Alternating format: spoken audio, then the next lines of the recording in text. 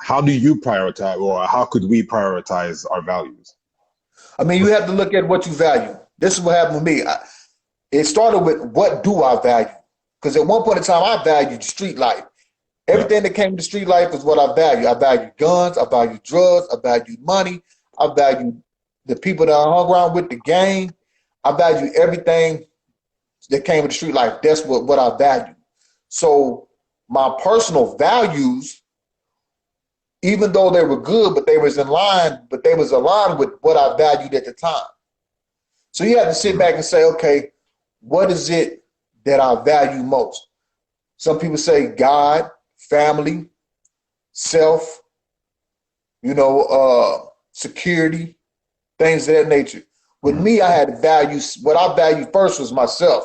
Because if I didn't value myself first, then I would put myself in situations, circumstances that was going to allow me to either get my life taken or get my freedom taken. So once I started valuing self, then I value God. Because I'm from the school of thought where know thyself, know God, and then make sure they align. But if you don't know yourself, you're not going to be able, I don't feel like you're going to be able to find God, because you're going to allow yourself to get caught up in certain situations to get strung along. And in the life that I live, especially prison, if you don't really get a hold and start knowing yourself, there's no telling what kind of trap you might fall into behind the walls. True.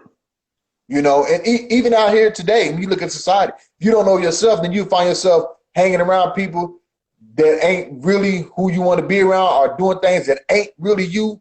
But the lack of self, then you just out there, and it could cost you your life. So I had to know that I had to value myself first. Then everything else fall in line. God, family, my freedom, my life. Like my freedom is one. That's the top of the list. I value my freedom.